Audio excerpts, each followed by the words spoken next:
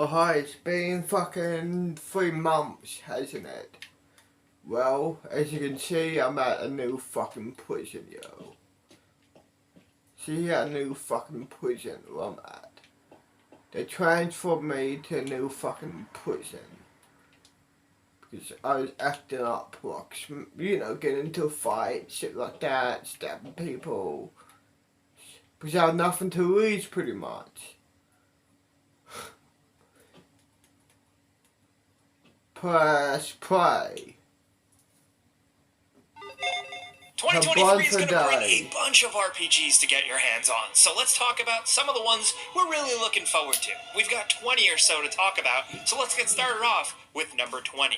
Sea of Stars is a turn-based RPG adventure that, as you can see here, is clearly heavily inspired by some classic ones. The turn-based battle system looks very much like the battle systems of the games we grew up playing, as well as just traveling around the overworld, and it seems like this one's going to have a pretty compelling story. You and your party are fighting to save the world, and you're using the powers of the sun and the moon, and the thing that's really stood out to us in particular are the boss battles. Some of the monster designs just seem really sweet. This is from Sabotage Studios, the people behind the Messenger, and I think that's really important to point out because that was a really great, underrated indie game. And as of right now, we know Sea of Stars is slated for 2023.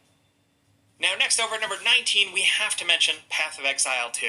We know this has been a thing for a while now, and it has been long awaited, and apparently it's going to finally be unveiled this year fully, and we're going to get a release. We've been waiting for this for about 3 years or so, and the developers have said so far development is going well, and summer of 2023 we should know more, and we're looking forward to that because Path of Exile, the original, is one of the better isometric RPGs still to this day. It's from 2013, it's free to play now, but we've been waiting long enough, and it seems like 2023 is when we're finally getting more.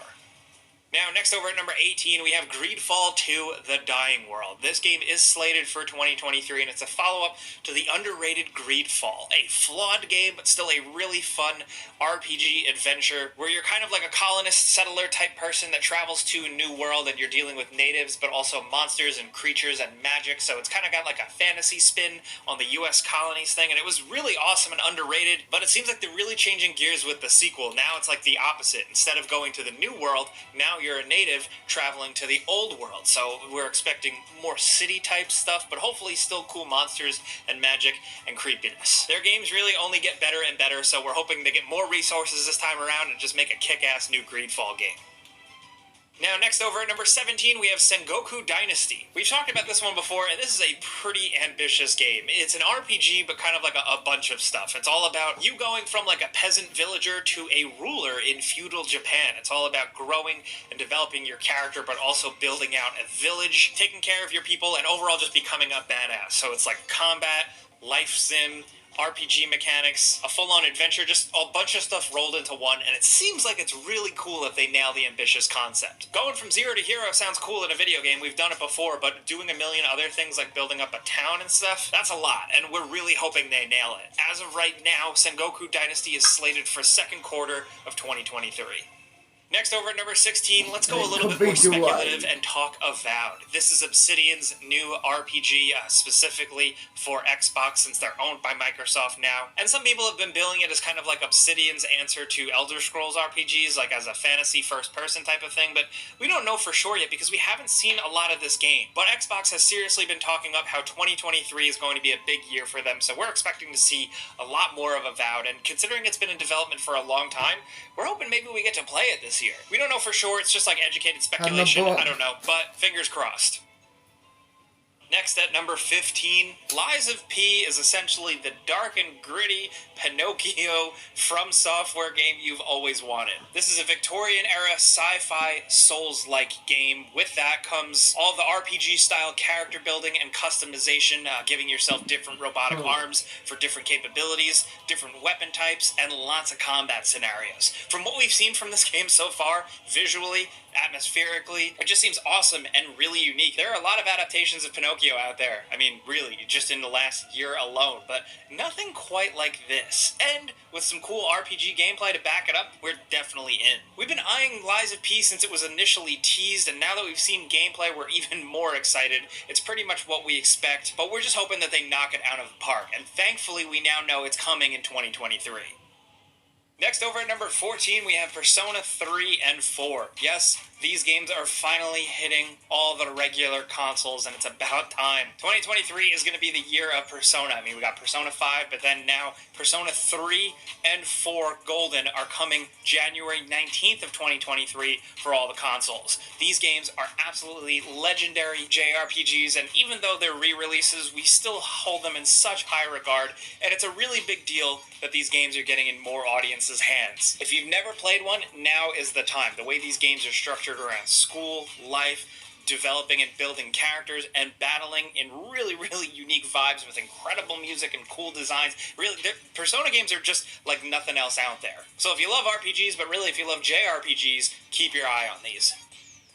Now, next over at number 13, we have the Gothic 1 remake. This remake was announced a while back, but this is a full from-the-ground remake of the classic RPG from 2001. You're set free, you create your own character in this world, and at the time, it was nothing short of revolutionary. Now, with this new remake, THQ Nordic and the developers Alchemia Interactive have stated that they want to modernize it, but still keep the original feel, and now, thankfully, more recently, towards the end of 2022, we've finally gotten a look at what this game will look like, and it seems pretty sweet. A lot of people are expecting to see this in 2023, so while it doesn't technically have a release date, it seems like it's finally dropping this year. That's just speculation on our part, though, of course, but we're really hoping it drops because it's really a piece of role-playing game history.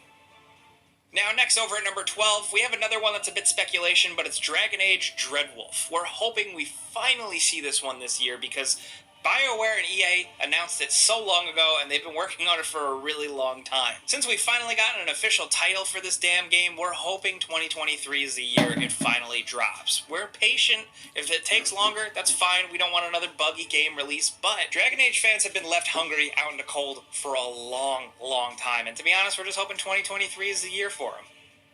Next, over at number 11, we have Darkest Dungeon 2, which, believe it or not, has actually been in early access, but it looks like it's getting its full release in 2023. The original Darkest Dungeon, if you don't know, is just absolutely legendary stuff. It's a roguelike with RPG elements and just a ton of thinking involved, with some great turn-based combat, and Darkest Dungeon 2 definitely ramps things up. Cooler character designs, just way more going on visually, and new systems in this one that just make your decisions even more important. Like, this game really will make you live with your decisions. This one is centered more around building a party and riding a stagecoach across a gross, creepy, spooky land. And while you're dealing with all that, if you haven't played Darkest Dungeon, a lot of it is dealing with your party members themselves and managing them. Darkest Dungeon 2's tagline is "Face your failures," and if it's anything like the original Darkest Dungeon, the failures are painful, but it's the whole name of the game and it's part of the fun. Darkest Dungeon 2 is officially finally dropping the second quarter of 2023.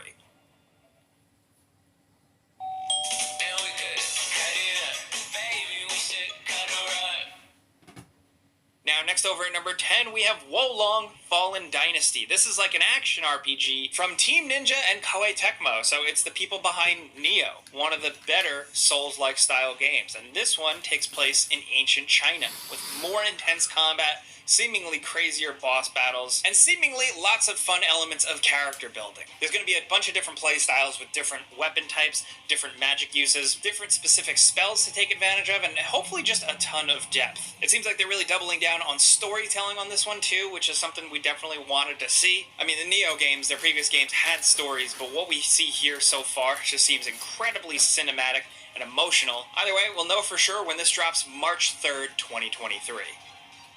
Next, over at number 9, we have Cyberpunk 2077's Phantom Liberty expansion. This is the big old paid expansion for Cyberpunk that a lot of fans have been waiting for a long time, especially after the game finally got all fixed up. This is being dubbed a spy thriller expansion for the main game with new characters, new Johnny Silverhand stuff, and hopefully a bunch of new bits of loot and RPG upgrades and stuff to mess around with. Also, Idris Elba is in it, and that's cool. It does seem like this expansion is going to be pretty big, and we're excited to see what comes of it, because we do want to spend some more time in Night City, and honestly, the pedigree is pretty high considering their previous game, The Witcher 3, had some absolutely awesome, full-fledged expansions that were worth the time and money, so fingers crossed that Phantom Liberty releases in a good quality state and is awesome.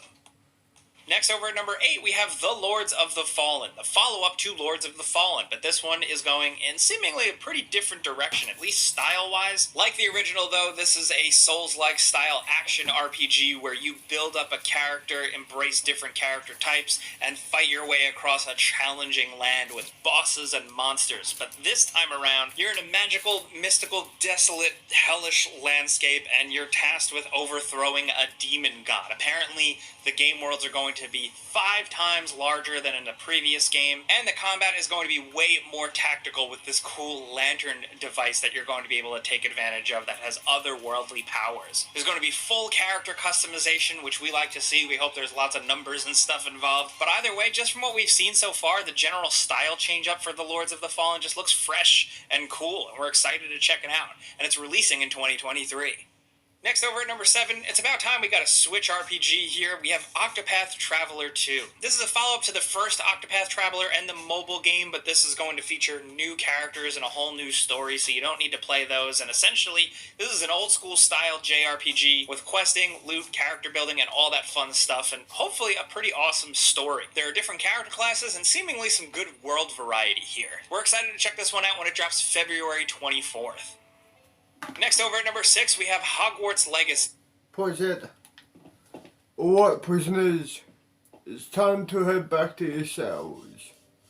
Alright, prisoners. It's time to head back to your cells. Alright, prisoners. It's time to head back to your cells. Have a great night. This is my room here. Got a TV, bed, toilet, sink, locker, usual. Besides, you know, I'll see you in the morning, yo. Alright, good morning, prisoners. Alright, good morning, prisoners. Alright, good morning, prisoners. I hope you had a good night's sleep. Let's go to the fucking designated smoking area. Here, yo. Sit down. Press play. Which essentially is you playing the role of a student going to Hogwarts. You create your own character from scratch, however you want, whatever house you want, and you go on adventures. That seems very much like what Harry Potter fans have been wanting for pretty much ever, and we're really hoping the developers pull it off. There's a lot they can do with the world of Harry Potter, but we're excited to see how it goes down from a direct gameplay perspective. How exactly is the combat, and what's it like venturing out into this world and questing? We're excited to see exactly how this one plays when it releases February 10th of this year.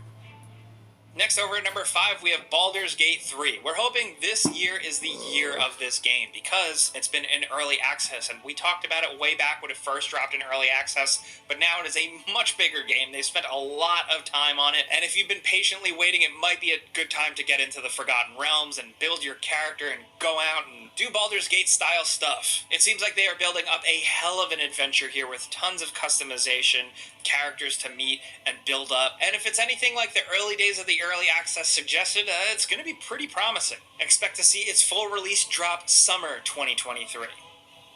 Next, over at number 4, we have Starfield, Bethesda's next game. The people that make RPGs like Fallout and The Elder Scrolls are making a space game. You're going to be able to build out your own ship, land on planets, do quests, maybe even build your own base if you want. And essentially, yeah, it might seem like what a lot of people are saying, Skyrim in space. There's probably going to be a bit more to it than that, but we've only got a little bit of gameplay to go on first with some first-person shooting, a little bit of exploration. People are interested with Bethesda games. They either absolutely love them or completely despise them. But with Starfield, I feel like it's a totally different setting, a totally different situation, and I'm curious to see how people react to it. I can't wait to jump into it and just see what the worlds are like that they built. You're going to be able to go on a bunch of different planets. Some of them are going to be randomly generated, but others are going to be filled with main quest stuff and cities, and I just want to see what kind of lore they came up with. It's been delayed a bunch, but as of right now, we know that it is releasing in the first half of 2023. Now down to number 3, we have Final Fantasy VII Rebirth. This one is expected this year. Hopefully, it's the follow-up to Final Fantasy VII Remake, which was absolutely wild and certainly changed the game, and of course was only part of an ongoing thing, and the follow-up hopefully is going to be here soon. We're excited to see, without spoiling anything, where they take Cloud and friends' adventure. And to be honest, Final Fantasy VII, but really Final Fantasy in general, is just awesome, so we're in the door. Now down to number 2, we have Diablo 4. We're really hoping this is the return to glory for, I don't know, Activision Blizzard games in the modern age. Diablo 4 has a ton of potential. It's got bigger worlds, more online stuff, presumably more questing, more looting, more killing, just the stuff you'll want from Diablo. Will it ever live up to the original amazing Diablo 2? I don't know, but I love to see developers keep trying. Just some down-home, good old-fashioned PC-style RPG gameplay is what we're looking forward to, and as of right now, it is slated to release June 6th, 2023. Now, down to number 1, we have Final Fantasy XVI. This is the big one for us here. It is, of course, a new adventure with new characters, this time around with a bit of an action combat flair, but also seemingly a very emotional, more adult, mature themed story. I mean, we've seen violence and gore in the trailers, we've seen children in peril, but also we've just seen some really cool JRPG stuff with giant monsters battling it out. We still have lots of questions on this one, but again, like I said before with Rebirth, it's Final Fantasy, so we're willing to check it out. Hopefully it tells a damn good story with some compelling combat, and of course, some killer music, but we'll know for sure finally when it releases June 22nd. Those are some RPGs we're looking forward to in 2023, but of course we got some bonus games we couldn't fit that we wanted to mention, including Sacrifier, a kind... Well, I guess I'll see, who the fuck knows. I know we just met, but, yeah. I'll see, whatever the fuck I see, I guess. 12 days later, 4 months, like, today, like, like we just met 4 months later, you know what now, you know what I mean. I don't know. I'll see you whenever the fuck I see you, I guess. Bye, I guess.